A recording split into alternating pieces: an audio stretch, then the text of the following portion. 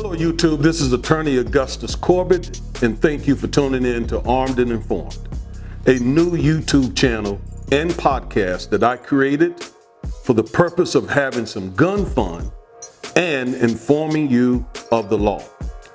As an attorney, I have represented many people on firearm violations, and I want to share the law with you while we're having some gun fun so that you will not end up being one of those people.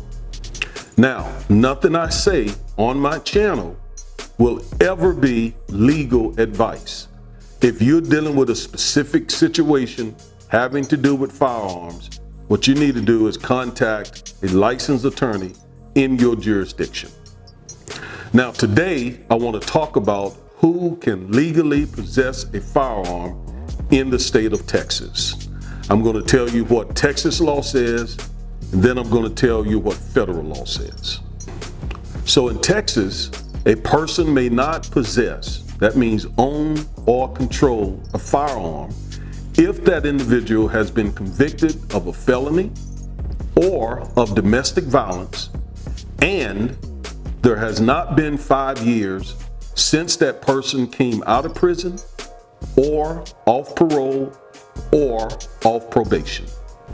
However, if that person has been convicted of a felony and or domestic violence, and there has been 5 years since that person has come out of prison or off parole or off probation, that person may own a firearm, but only in their homes. Can't have it anyplace else. But here's the issue. Pursuant to federal law, a person cannot own a firearm if they've been convicted of a felony and some misdemeanors, irrespective of what state law says. And the reason for that is because federal law trumps state law. So the bottom line is, in Texas, a person who has been convicted of a felony and some misdemeanors may not own a firearm or possess a firearm under federal law. So that's the bottom line with respect to possessing a firearm. Anyone who's been convicted of a felony and certain misdemeanors pursuant to federal law cannot own a firearm or possess a firearm irrespective of what Texas law says.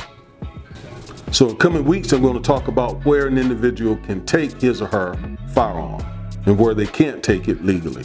I'm also going to cover self-defense, which is very complicated and extremely convoluted.